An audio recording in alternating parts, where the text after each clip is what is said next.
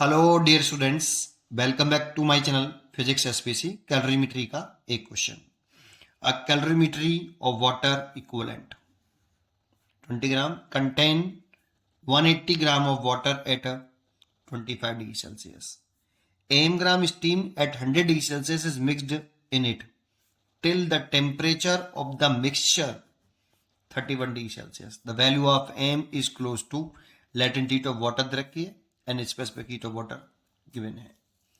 ठीक है, मैंने ये वाटर इक्विवेलेंट की डेफिनेशन लिख रखी है, इसका मतलब समझाऊंगा, अच्छी तरीके से समझाऊंगा क्वेश्चन को, जरा समझें. सबसे पहले डाटा लिख लेते हैं कि हमारे पास एक कैलोरीमीटर है.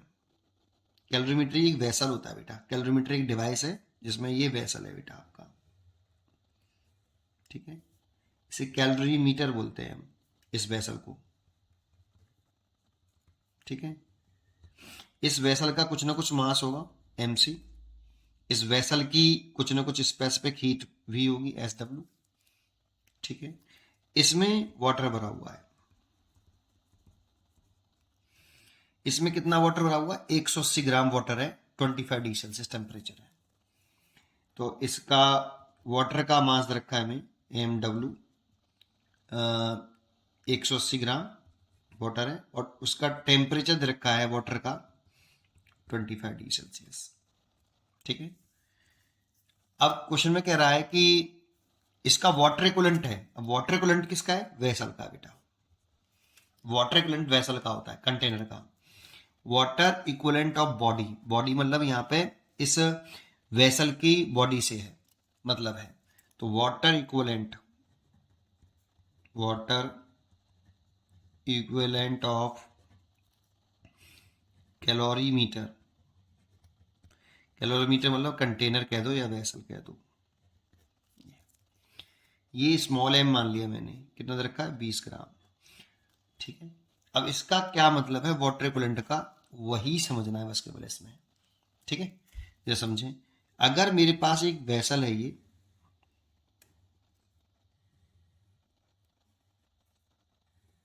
ठीक है, ये वेसल है आपका. इस वेसल का मास वेसल के कंटेनर का जो मास है, जो कंटेनर है कैलोरीमीटर या वेसल कह दो तो इसका मास mc है. कंटेनर कह सकते हो. ये स्पेसिफिक हीट SC मान है इसकी यार, SC है. ठीक है, नहीं कंटेनर की.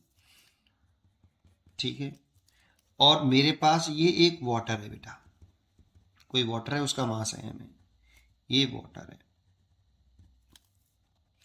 तो इस वाटर का टेम्परेचर 1 डिग्री सेल्सियस बढ़ाने के लिए, इस वाटर का टेम्परेचर 1 डिग्री सेल्सियस बढ़ाने के लिए इस वाटर को जो हीट एनर्जी चाहिए, उतनी ही हीट एनर्जी चाहिए इस कंटेनर का टेम्परेचर 1 डिग्री सेल्सियस बढ़ाने के लिए.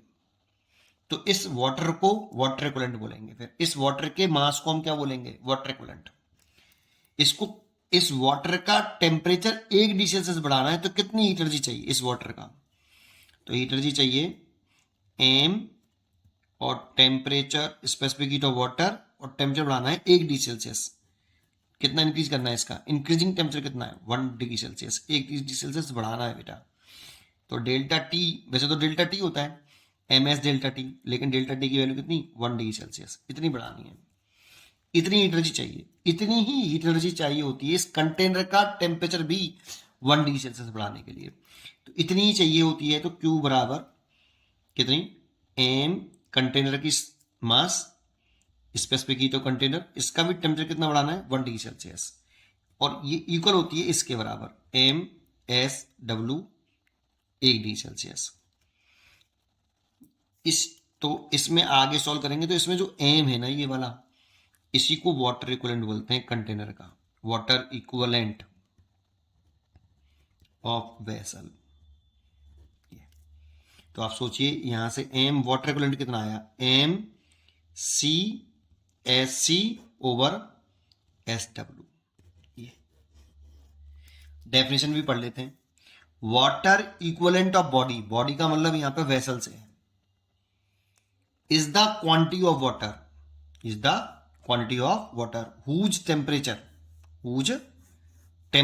would be raised through 1 degree Celsius by the same amount of heat as required to raise the temperature of the body मतलब vessel से है through 1 degree Celsius। इस m ग्राम वाटर का temperature 1 degree Celsius बढ़ाने के लिए जितनी heat energy चाहिए उतनी ही हीट एनर्जी चाहिए इस कंटेनर का टेम्परेचर 1 डिग्री सेल्सियस बढ़ाने के लिए। तो इस m ग्राम वाटर को ही वाटर इक्विवेलेंट बोलेंगे। ये अब इसका क्या मतलब है वो और समझते हैं। इतनी बात समझ में आई? ठीक है, पहले तो डेफिनेशन समझ में आई, अब इसका मतलब क्या है भाई। तो देखो अगर इसमें अगर आप क्या कर रहे हो, कितनी टोटल एनर्जी चाहिए टेम्परेचर अगर बढ़ाना है, तो देखो अगर तुम इसे हीट करोगे, मान लो मैं इसे हीट कर रहा हूं, तो इसे हीट करोगे तो ये वेसल भी तो हीट एनर्जी खाएगा कुछ ना कुछ। टेम्परेचर बढ़ा रहे हो वेसल का, तो वेसल का टेम्परेचर भी बढ़ेगा, उसके बाद वाटर का टेम्परेचर बढ़ेगा। तो कितनी हीट एनर्जी चाहिए इसका टेम्परेचर बढ़ाने के लिए, राइज करने के लिए। तो मैंने कहा कि एक तो कंटेनर का टेम्परेचर बढ़ाना है, तो ये प्लस इसके अंदर जो वाटर है उसका टेम्परेचर बढ़ाना है, MSW डेल्टा टी। अब बेटा अगर हमें एक कंटेनर का, अगर कंटेनर की ये वाली बात जानकारी हमें क्वेश्चन में गिवन ही ना हो, उसकी जगह पर क्या दे देता है वो वाटर कूलेंट दे देता है कंटेनर का, तो उसने MCSC की जगह पर वाटर कूलेंट दे दिया M। तो देखो मैं क्या लिख सकता हूँ यहाँ से, MCSC की जगह पे लिख सकता हूँ कितना, MCSC की जगह लिख सकता हूँ M इंटू SW। इसमें M क्या है, वाटर इक्विवेलेंट है, तो मैं इसकी जगह पे लिख सकता हूँ MSW इसकी जगह पर, और delta T plus M water SW delta T. इसमें से देखो कॉमन आ गया ये वाला, तो कॉमन ले लूँ तो M प्लस MW और SW डेल्टा टी, इतना। तो इतनी एनर्जी चाहिए। देखो तो ये देखो ये भी तो वाटर ही है बेटा, ये वाटर था, तो जो वाटर इक्विवेलेंट है ना, तो हम ये मान लेते हैं कि वाटर इक्विवेलेंट अगर क्वेश्चन में गिवन हो तो ये मान लेते हैं कि टोटल वाटर इतना है बेटा, इतने वाटर का टेम्परेचर बढ़ाना है आपको डेल्टा टी। क्योंकि जब आप इसे टेम्परेचर बढ़ाओगे इसका वाटर का, इसके अंदर जो वेसल के अंदर टेम्परेचर वाटर है उसके, अगर इस वाटर का टेम्परेचर तुम्हें राइज करना है, तो राइज करने के लिए आप ये वेसल भी तो कुछ एनर्जी खाएगा, तो वो कितना खा जाएगा एनर्जी।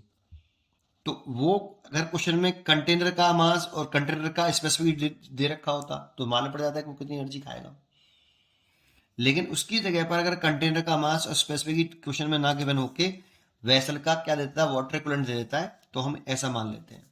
तो हम हमेशा ऐसा मान लो कि टोटल वाटर इतना हो गया, जो इसमें वाटर है प्लस इसका टोटल वाटर मान लेते हैं इतना। तो उम्मीद करता हूं कि आपको पहले वाटर इक्विवेलेंट समझ में आया हो। अभी क्वेश्चन स्टार्ट भी नहीं हुआ है ना, पहले इतनी बात समझ लीजिए अच्छी तरीके से इसको।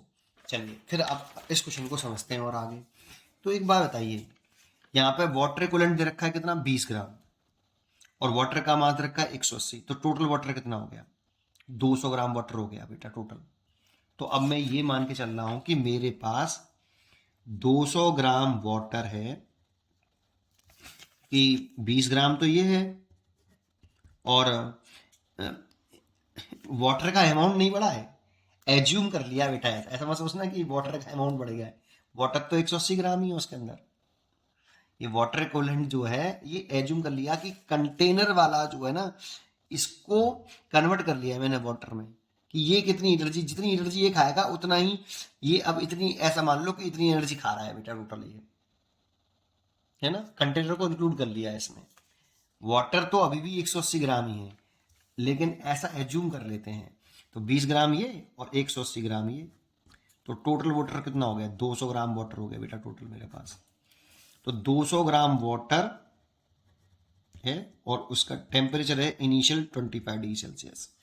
इसमें कितना ग्राम स्टीम मिक्स करें 100 डिग्री सेल्सियस पर, ये पूछ रहा है ना, जिससे क्या ना, m gram steam eight 100 degree Celsius is mixed in it till temperature of mixture 31 degree Celsius.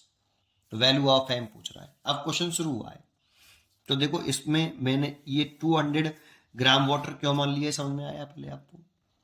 तो ये डायरेक्टली अगर आपको ये पूरी जानकारी होती तो ये करना नहीं पड़ता आपको, मैंने एक बार बता दिया बस कि ब्रेक इसका मतलब क्या है, ठीक है, और आप हमेशा ध्यान रखें इसको।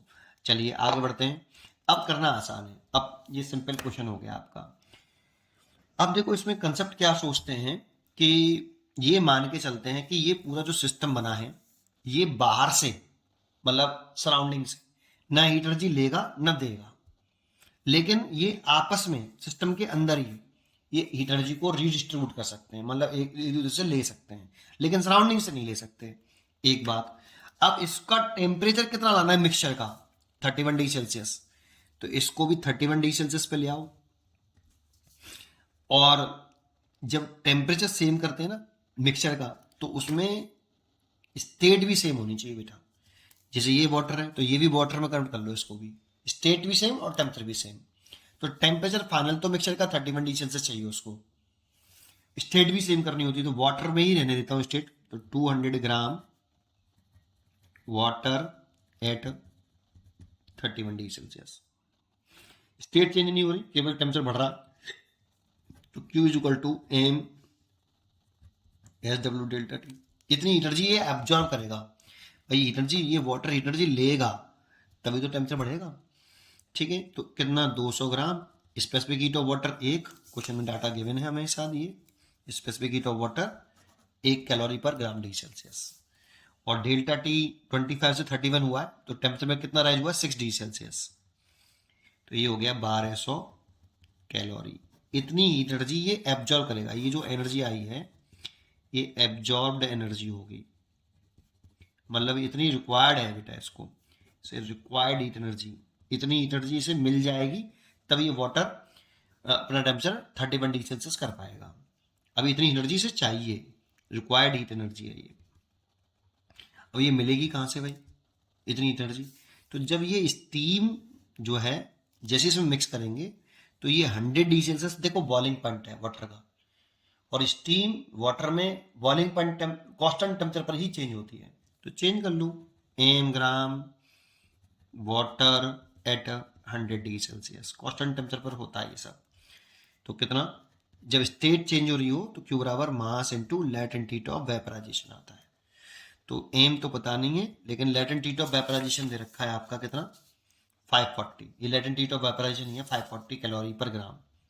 यूनिट का भी ध्यान रखते हैं, इतनी कैलोरी इसने रिलीज करी होगी जब ये स्टीम वाटर में कन्वर्ट हुआ होगा कांस्टेंट टेम्परेचर पर, तो ये एनर्जी इसने निकाली होगी अपने अंदर से, ठीक है नहीं, इतनी निकाल दी। लेकिन टेम्परेचर मेरे को कितना चाहिए बेटा, फाइनल टेम्परेचर मिक्सचर का 31 डिग्री सेल्सियस चाहिए, तो इसको भी 31 डिग्री सेल्सियस पे ले आओ, m gram water at 31 degree Celsius. देखो टेम्परेचर डाउन होने का मतलब ये और एनर्जी रिलीज कर देगा। अब स्टेट चेंज नहीं हो रही, स्टेट चेंज नहीं हो रही, तो एम एस डेल्टा टू ये लगेगा। एम तो एम है, स्पेसिफिक हीट ऑफ वाटर 1 है, 100 से 31, तो 100 में से 31 सब्ट्रैक्ट कर लो, तो 100 माइनस के 31 कितना होता है 69, 69 हो गया, ठीक है 69 ही होगा, ठीक है ये ले लिया। अब इतने कितनी एनर्जी रिलीज करी, टोटल एनर्जी यहाँ पे देखो, अब ये भी टेम्परेचर मिक्सचर का सेम हो गया और स्टेट भी सेम हो गई, हमेशा स्टेट भी सेम करनी होती है और टेम्परेचर भी सेम करना होता है। 31 ही क्यों किया, तो क्वेश्चन में कह रहा है 31 डिग्री सेल्सियस, है ना। तो अब कितनी एनर्जी इसने रिलीज करी है, रिलीज हीट एनर्जी कितनी, तो 540 एम एक है और 69 एम एक है, ये हो गया 609 एम। इतनी कैलोरी हीट एनर्जी इसने रिलीज करी, दैट मीन्स ये अवेलेबल हीट है मेरे पास, अवेलेबल हीट एनर्जी, इतनी हीट एनर्जी हमारे पास है और चाहिए इतनी।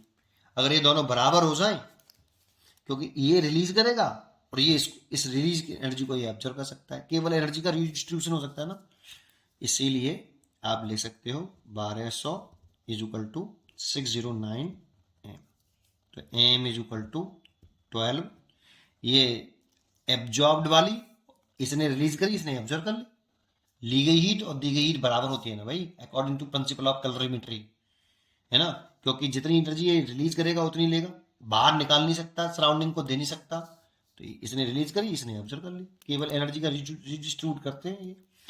डिवाइड बाई कितना 609। अब इसका इसमें डिवाइड करते हैं तो ये 1.97 आता है लगभग अप्रोक्सीमेट।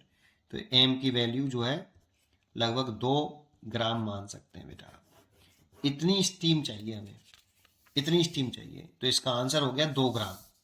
इसमें चॉइस नहीं लिख पाया हमें, मल्टीपल चॉइस में है ये क्वेश्चन, मल्टीपल चॉइस क्वेश्चन में। तो 2 ग्राम इसका आंसर है लगभग अप्रोक्सीमेट। ठीक है, तो आपको वाटर इक्विवेलेंट समझ में जरूर आया होगा। जब भी वाटर इक्विवेलेंट क्वेश्चन में रखा होता है तो आप टोटल वाटर ऐसे मान लेते हैं, लेकिन वो वाटर नहीं होता है। इसका मतलब समझ में आना चाहिए आपको, क्योंकि कंटेनर भी तो टेम्परेचर बढ़ाने, अपना टेम्परेचर बढ़ाएगा बेटा, है ना। कंटेनर भी तो अपना टेम्परेचर बढ़ाएगा। तो कंटेनर टेम्परेचर बढ़ाएगा, तो इसीलिए इस कंटेनर का मास और कंटेनर की स्पेसिफिक ना रखी हो तो उसकी जगह पर वाटर इक्विवेलेंट दे देता है ना। तो इसको ऐसे कर लेना चाहिए। उम्मीद करता हूँ कि आपको ये जरूर समझ में आया होगा। पढ़ते रहिए और खुश रहिए। Thank you.